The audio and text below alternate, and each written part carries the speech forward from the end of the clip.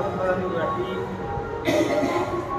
سورہ بقرہ کی آیتیں چل رہی ہیں، وہی یہودیوں کا تذکرہ چل رہا ہے۔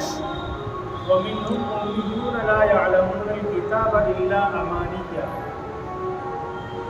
تمام یہودیوں میں ایسے ان پڑھ بھی تھے جو صرف ظاہری الفاظ کو جانتے تھے، الفاظ کے معانی کا ان کو پتہ نہیں تھا۔ وَإِنْهُمْ إِلَّا يَظُنُّونَ، اور وہ خیالی اٹکل بچو باتیں جو ہے کیا کرتے تھے، جو ان کے دماغ میں آ جاتا وہ اپنا اڑایا کرتے تھے، جبکہ اس کا ان کی کتاب سے کوئی تعلق نہیں ہوتا۔ امی ان پڑھ کو کہتے ہیں جسے پڑھنا لکھنا کچھ نہ آتا ہو۔ اللہ تعالیٰ فرما رہا ہے فَوَيْلٌ لِّلَّذِينَ يَكْتُبُونَ الْكِتَابَ بِأَيْدِيهِمْ۔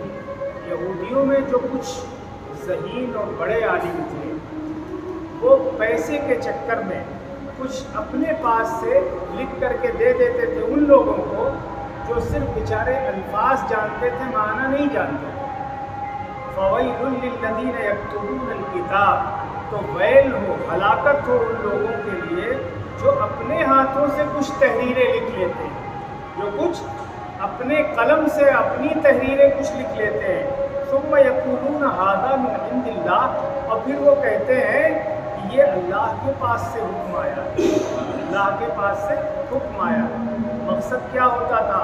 لیشتروا بہ ثمنا قلیلا، ثمن کہتے ہیں قیمت کو، بہت تھوڑی قیمت کے عوض میں اللہ کا حکم بتا کر کے اپنے قلم سے لکھی ہوئی باتوں کو بیچ دیا کرتے تھے۔ اللہ تعالیٰ کہہ رہے ہیں فَوَيْلٌ لَّهُم مِّمَّا كَتَبَتْ أَيْدِيهِمْ، تو ویل و ہلاکت ہو جو کچھ انہوں نے اپنے ہاتھوں سے لکھا اس کے لیے۔ وَوَيْلٌ لَّهُم مِّمَّا يَكْسِبُونَ، اور اس بات پر بھی ہلاکت اور ویل ہو جو انہوں نے اس کے ذریعے کمائی کی، جھوٹ بول کر کے، دھوکہ دے کر کے، فریب دے کر کے۔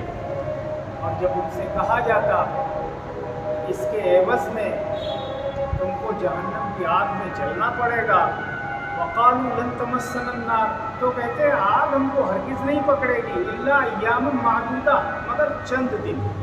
ہماری قوم نے جو 40 دن بچڑے کو معبود بنا لیا تھا، وہی چند دنوں تک جو ہے ہم کو جہنم میں ڈالا جائے گا عذاب دے کر کے، پھر ہم جنت میں داخل کر دیے جائیں گے۔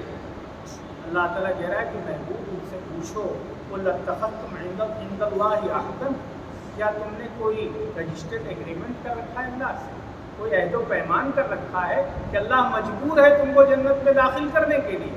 قُلْ اتَّخَذْتُمْ عِندَ اللَّهِ عَهْدًا فَلَن يُخْلِفَ اللَّهُ عَهْدَهُ، کہ اللہ اپنے اس وعدے کے خلاف نہیں کرے گا۔ کوئی عہد و پیمان اللہ کے پاس، کوئی تحریر نوشتہ جو ہے لکھ کر کے رکھ دیا ہے تم نے؟ ام تقولون علی اللہ ما لا تعلمون، یا تم ایسی واہیات باتیں کرتے ہو جس کا تمہیں علم نہیں؟ یہ یہودی لوگ ایسی باتیں کرتے تھے کہ اللہ تعالیٰ کہہ رہا ہے کہ جن کا انہیں علم ہی نہیں۔ بخاری اور مسلم کی روایت ہے، وہ جھوٹ بولتے تھے یہودی۔ حضرت ابو ہریرہ رضی اللہ تعالیٰ عنہ سے مروی ہے، یہودیوں نے ایک گوشت میں زہر ملا کر کے اللہ کے نبی صلی اللہ علیہ وسلم جنگ خیبر کے بعد لے گئے۔ اللہ کے نبی صلی اللہ علیہ وسلم نے تمام یہودیوں کو جمع کیا، فرمایا بتاؤ تمہاری نسل میں جو ہے تمہارے باپ کا کیا نام ہے؟ تو انہوں نے دوسرا نام بتایا۔ اللہ کے نبی صلی اللہ علیہ وسلم نے فرمایا کہ تم جھوٹ بول رہے ہو، تمہاری یہ نسل ہے، تمہارے دادا کا یہ نام ہے۔ تو کہا آپ نے سچ فرمایا، آپ نے سچ فرمایا۔ پھر اللہ کے نبی صلی اللہ علیہ وسلم نے پوچھا اچھا بتاؤ جہنم میں کون جائے گا؟ تو فرمایا کہ تھوڑے دن تو ہم لوگ جائیں گے، کیونکہ ہمارے بزرگوں نے 40 دن جو ہے ایک بچڑا کو معبود بنا لیا تھا، پھر آپ کی امت جائے گی۔ اللہ کے نبی صلی اللہ علیہ وسلم نے فرمایا ہرگز نہیں، پرے ہٹو، میری امت جہنم میں نہیں جائے گی۔ پھر فرمایا اچھا یہ بتاؤ، سچ بتانا، جھوٹ نہ بولنا۔ فرمایا کہ اگر ہم جھوٹ بولیں گے بھی تو جھوٹ ہمارا چل نہ سکے، کیونکہ اس کا تجربہ تو ہم پہلے کر چکے۔ ہم جھوٹ بول کر کے کہ ہماری نسل فلاں سے آپ نے بتا دیا صحیح کہ نہیں آپ کے دادا کا یہ نام تھا۔ اللہ کے نبی صلی اللہ علیہ وسلم نے فرمایا اس گوشت میں زہر ملایا؟ انہوں نے کہا ہاں ملایا۔ میں کس لیے ملایا؟ تو کہا ہم نے اس نیت سے ملایا اگر آپ سچے ہیں تو یہ زہر آپ پر اثر نہیں کرے گا، اور اگر آپ جھوٹے ہیں علیاذ باللہ تو آپ سے نجات مل جائے گی۔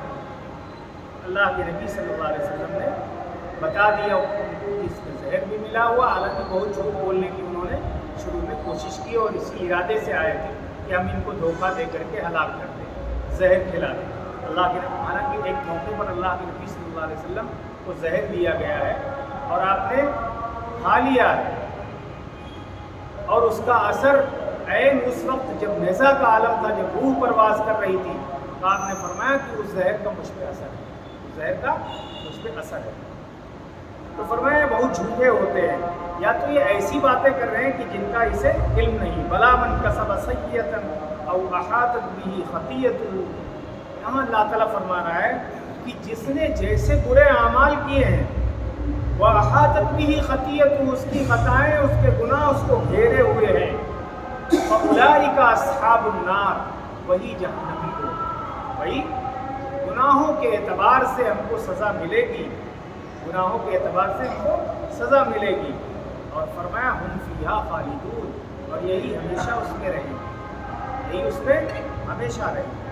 یہاں خطا سے مراد جو ہے شرک ہے، خطا سے مراد گناہ کبیرہ ہے، خطا سے مراد کفر ہے۔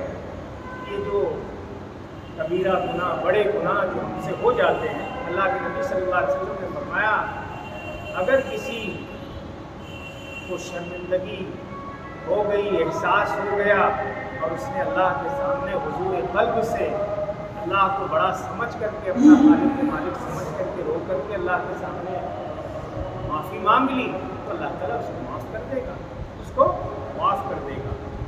فرمایا جس نے شرک کیا ہے، اللہ کی ذات میں کسی کو پارٹنر مانا ہے، ساجی مانا ہے، اللہ تعالیٰ کہہ رہا ہے کہ اس کو ہم نہیں معاف کریں گے۔ والذین پھر اللہ تعالیٰ اپنے نیک بندوں کے لیے، ایمان والوں کے لیے، یہاں سے مضمون کو اللہ تعالیٰ بدل رہا، والذین آمنوا وعملوا الصالحات۔ پوری قرآن میں یہ طرز اللہ کا پائیں گے کہ جس سے ہمارے نیک بندے مایوس نہ ہوں، ان کے دل کے اندر جو ہے کم ہمتی نہ آئے، نا امید نہ ہو جائے۔ والذین آمنوا وعملوا الصالحات، وہ لوگ جو ایمان لائے، اچھے اعمال کیے، اولئک اصحاب الجنہ، یہی جنت والے لوگ ہیں، ہم فیہا خالدون، اور یہی اس میں ہمیشہ رہیں گے۔ اللہ تعالیٰ کہہ رہا ہے ہم نے عہد و پیمان یہودیوں سے کیا لیا تھا، وَإِذْ أَخَذْنَا مِيثَاقَ بَنِي إِسْرَائِیل، میثاق کہتے عہد، مضبوط عہد، اس پہ پختہ جو ہے عہد و پیمان کیا گیا۔ وَإِذْ أَخَذْنَا مِيثَاقَ بَنِي إِسْرَائِیل، جب ہم نے بنی اسرائیل سے عہد و پیمان لیا، کس بات پہ عہد و پیمان لیا؟ اللہ تعالیٰ کہہ رہے ہیں لا تعبدون الا اللہ، پوری زندگی میں عبادت کبھی اللہ کے سوا کسی کی مت، یہ سر جھکے، پیشانی جھکے تو صرف اللہ کے سامنے جھکے، اور کسی کے سامنے نہیں جھکنا چاہیے۔ فرمایا وبالوالدین احسانا، اللہ تعالیٰ اپنی عبادت، اپنی بڑائی کے بعد جہاں جہاں پروردگار قرآن کریم میں اپنی بڑائی کو تسلیم کرنے کے بعد مومنین کو حکم دیا ہے، دوسرے نمبر پہ وبالوالدین احسانا، ان کے احسان کو کبھی فراموش نہ کریں۔ ہر صاحب اولاد جانتا ہے کہ اس کو اپنی اولاد کو لخت جگر کہا جاتا ہے، یعنی جگر کا ٹکڑا کہا جاتا ہے، یا نور نظر کہا جاتا ہے، آنکھوں کی روشنی کہا جاتا ہے۔ صاحب اولاد جانتا ہے کہ ہم کو اپنی اولاد سے کتنی محبت ہے، تو کبھی اپنے ماں باپ کے بارے میں بھی سوچے کہ ہم بھی ان کی اولاد ہیں، ان کو ہم سے کتنا لگاؤ ہوگا، اور ہماری ذرا سی بے اعتنائی، لاپرواہی کے اوپر کتنا ان کو گھٹن ہوتی ہوگی، اور کیسے وہ صبر کر لیتے ہیں۔ یہ صرف باپ ہونے کی حیثیت سے صبر کر لیتے ہیں، ورنہ اگر غیر ہو تو جھگڑنے پہ مجبور ہو جائے۔ تو فرمایا وبالوالدین احسانا، والدین کے احسان کو کبھی مت بھلانا۔ یہاں سے حقوق العباد کے بارے میں اللہ تعالیٰ اپنے لیے فرمایا کہ اللہ کے علاوہ کسی کی عبادت مت کرنا، پھر حقوق العباد کا تذکرہ فرمایا کہ سب سے پہلے تمہاری کسی بھی خوشی اور تمہاری کسی بھی خدمت کے جو لائق ہے وہ تمہارے والدین، وہ تمہارے والدین ہیں۔ وبالوالدین احسانا، اور فرمایا وذی القربیٰ، پھر اس کے بعد پیمانہ بڑھے گا، جو تمہارا جتنا قریبی ہوتا پھر اسی اعتبار سے اس کے حقوق بھی تمہارے اوپر، تمہارا بھائی ہے، تمہاری بہنیں ہیں، تمہارے چچا ہیں، پھوپھا ہیں، یہ سب تمہاری اس فہرست کے اندر آتے ہیں کہ قرآن کریم نے فرمایا کہ اگر تم کو ذرا سا بھی کوئی خوشی میسر ہوئی، کوئی منصب ملا، کوئی عہدہ ملا، اللہ نے دولت سے نوازا، تو سب سے پہلے یہی لوگ حقدار ہیں جو غائبانہ تمہاری ترقی کی دعا کرتے ہیں۔ تم کو نہیں پتہ ہے، لیکن ان کے جب ہاتھ اٹھتے ہیں تو کوئی اپنے بھتیجے کے لیے دعا کر رہا ہے، تو کوئی جو ہے اپنے بھائی کے لیے دعا کر رہا ہے۔ اس طریقے سے جیسا جس کا رشتہ ہوتا ہے وہ مگن ہوتا ہے، وہ بہت دل میں کے اندر خوش ہوتا ہے کہ ارے وہ فلاں وہ میرا بھتیجا ہے، میرا ماموں ہے، میرا چچا ہے، وہ اندر سے بہت خوش ہوتا ہے آپ کی ترقی کو دیکھ کر۔ بہت کم دنیا میں رشتے ہیں جو کسی کی کامیابی کو دیکھ کر کے لوگ خوش ہوتے ہیں۔ حسد و جلن کی بیماریاں بہت زیادہ ہیں، وہ صرف قریبی رشتہ دار ہیں جن کو یہ فخر ہوتا ہے کہتے ہوئے کہ یہ میرا رشتہ دار ہے، کسی بھی کامیابی کے اوپر ان کو اندر سے بڑی خوشی ہوتی ہے۔ تو قرآن کریم حکم دیتا ہے یہ قرابت داری کا بڑا خیال رکھنا، والیتاما، اور یتیموں کو دیکھ کر کے کہیں بھی تمہاری رشتہ داری میں ہے، پڑوس میں ہے، بغیر کسی ذات، مذہب، برادری، فرقے کے، کسی بھی مذہب کے ماننے والے ہو، وہ اس لائق ہے کہ تم ان کے ساتھ احسان کا معاملہ کرو، ان کے ساتھ احسان کا معاملہ کرو، اور ذرا سا سوچا کرو۔ مفسرین نے لکھا ہے کہ آنکھیں بند کر کے سوچا کرو کہ میرا وجود اگر ختم ہو جائے تو میرے بچوں کا پرسان حال کون ہوگا، میری جیسی شفقت ان کو کون دے گا؟ تو جس کے سر سے اس کے باپ کا سایہ اٹھ گیا ہے، سماج کی ذمہ داری ہے، رشتہ داروں کی ذمہ داری ہے، پڑوسیوں کی ذمہ داری ہے کہ ان کی خوشیوں کا، ان کی ارمانوں کا خیال رکھیں۔ تو قرآن کریم حکم دے رہا ہے کہ یتیموں کا خیال رکھو، والمساکین، اور وہ لوگ جن کی اتنی آمدنی نہیں ہے کہ 2 وقت اپنے بچوں کا پیٹ پال سکیں، اور خوددار اتنے ہیں کسی کے سامنے ہاتھ نہیں پھیلا سکتے۔ اگر تمہارے علم میں کوئی ایسا ہے جس کو تم جانتے ہو اور اللہ نے تم کو وسعت دے رکھی ہے، تو سب سے زیادہ حقدار مساکین ہے کہ ہم چپکے سے ان کی مدد کریں۔ اللہ کے نبی صلی اللہ علیہ وسلم نے فرمایا کسی کی مدد ایسے کرو کہ دائنا ہاتھ جو ہے عطا کرے، ہدیہ کرے، تحفہ کرے تو تمہارے بائیں ہاتھ کو اتنے چپ کر کے، یہ نہیں کہ ہم کچھ مدد بھی کر رہے ہیں اور اس کو سیلفی بھی لے رہے ہیں، اس کو رسوا بھی کر رہے ہیں کہ ہم اس بندے کی مدد کے اس لائق نہیں تھا، ہم اللہ رب العزت کہہ رہا ہے کہ اگر میں یہ سوچوں ہم کو تو انہیں بھی کھانا دینا ہے جو ہمیں گالیاں دیتے ہیں، جو ہماری ہی بنائی ہوئی مخلوق کو ہمارے سامنے پوچھتے ہیں، ہم تو نہیں ان کا کھانا پینا بند کرتے ہیں، نہ ہم یہ کہتے ہیں کہ جو ہے آؤ سیلفی لیں تمہارے ساتھ اور شہرا ہو کہ ہاں اللہ تعالیٰ کہہ رہے ہیں میری ذمہ داری، میں خالق ہوں، میں ہی شاہکار، میرا ہی یہ شاہکار ہے، میں نے دنیا میں وجود بخشا ہے۔ ہو سکتا ہے کسی عمر میں، کسی زمانے میں، کسی وقت میں اسے یہ سمجھ آ جائے کہ کوئی تو ہے جو ہم کو کھلا پلا رہا ہے، ساری نعمتیں دے رہا ہے، اور جہاں پر جس منصب پہ، جس عہدے پہ، جس حیثیت سے، جس حالت میں ہو، ابھی سوچا کرو کہ ہم سے نیچے کتنے ہزاروں لوگ ہیں جو ہم سے نیچے کی زندگی گزار رہے ہیں، ہمارے جیسی زندگی نہیں گزار رہے ہیں، تب شکر گزار ہم بن پائیں گے اللہ کے۔ تو فرمایا مسکینوں کا خیال رکھو، وقولوا للناس حسنا، اور جب بھی کوئی بات تم سے کہی جائے تو سنجیدگی سے سنا، برس نہ پڑو اس کے اوپر کہ وہ اندر سے تھر تھرا جائے، نا امید ہو جائے۔ تمہارا لہجہ ایسا ہونا چاہیے کہ آپ سنجیدگی سے اس کی بات سنو، پھر اس کو کوئی ایسا مشورہ دو، اگر آپ کے لائق نہیں ہے تو اس کو ایسا مشورہ دے دو کہ اس کو تسلی بخش، اطمینان ہو جائے کہ ہاں جس کے پاس ہم آئے تو ہمارا خیر خواہ ہے، ہمارا ہمدرد ہے۔ اس کو ایسا نہ جھڑک دو کہ معلوم ہوا کہ جو امید لے کر کے آیا تھا اس کا خون کر دیا، وہیں سے اس کو نا امید کر کے آپ نے واپس کیا۔ وقولوا للناس، ناس کے اندر کوئی مومن و مسلمان کا تذکرہ نہیں ہے، کسی بھی مذہب و برادری کا ہو۔ ہم میں سے کسی کے پاس کوئی ضرورت لے کر کے آیا ہے، اس کی پوری ضرورت ہم سنیں، پھر اس کو صحیح مشورہ دیں۔ اللہ کے نبی صلی اللہ علیہ وسلم نے فرمایا کہ مشورہ دینے والا امانت دار ہوتا ہے، اسے چاہیے کہ وہ اس کی خیر خواہی کا، اس کی بھلائی کا مشورہ دے، ہم اس میں اپنا فائدہ نہ سوچنے لگیں۔ مولانا تھانوی رحمۃ اللہ علیہ کی خانقاہ کے پاس ایک گھر تھا، تو مولانا نے کہا کہ اب لوگوں کی تعداد زیادہ بڑھ رہی ہے، یہ والا پڑوس والا گھر خرید لیا جائے تو تھوڑا وسعت ہو جائے گی، گنجائش ہو جائے گی، بڑی خانقاہ ہو جائے گی۔ اتفاق سے مکان مالک کسی دوسرے شہر میں ملازم تھے، وہاں سے آئے تو انہوں نے کہا کہ مولانا سے مشورہ لے لیں۔ انہوں نے پوچھا حضرت ہمارا دل چاہتا ہے کہ کافی دن ہو گئے ہم کو وہاں ملازمت کرتے ہوئے، وہی گھر بنا لیں، یہ والا مکان بیچ دیں۔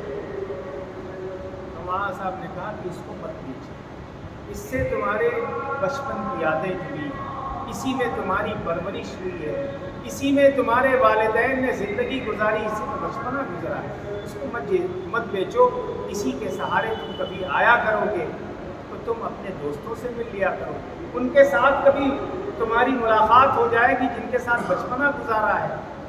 مولانا نے مشورہ دے دیا، انہوں نے کہا ٹھیک ہے تو پھر ہم نہیں بیچیں گے۔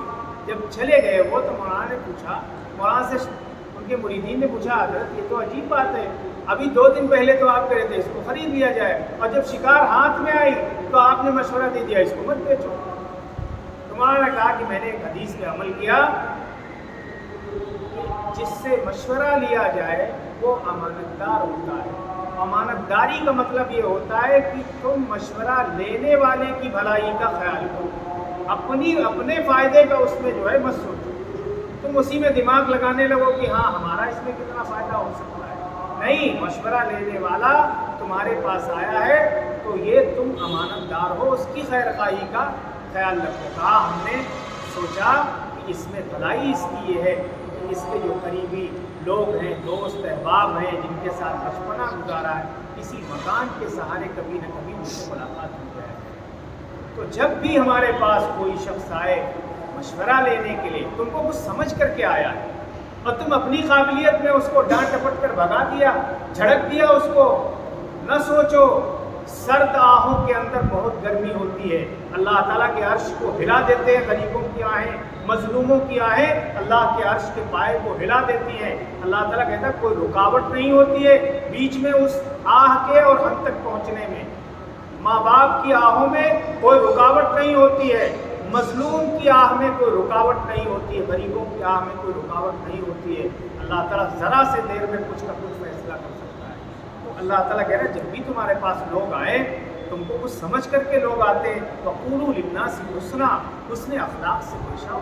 نہیں کچھ مدد کر سکتے ہو تو تسلی دے دو ان کو کہ ہم تمہارے ساتھ، ہم تمہارے بیٹے ہیں، اگر تمہاری کوئی اولاد نہیں ہے ہم تمہارے ساتھ میں ہیں، ہم تمہاری مدد کریں گے، اس کو حوصلہ مل جائے گا۔ آپ غریب ہیں تو کیا ہوتا ہے، آپ ہیں تو اللہ کے بندے، ہمارے بھائی ہیں۔ فرمایا وَأَقِیمُوا الصَّلَاةَ، کسی حال میں نماز مت چھوڑنا۔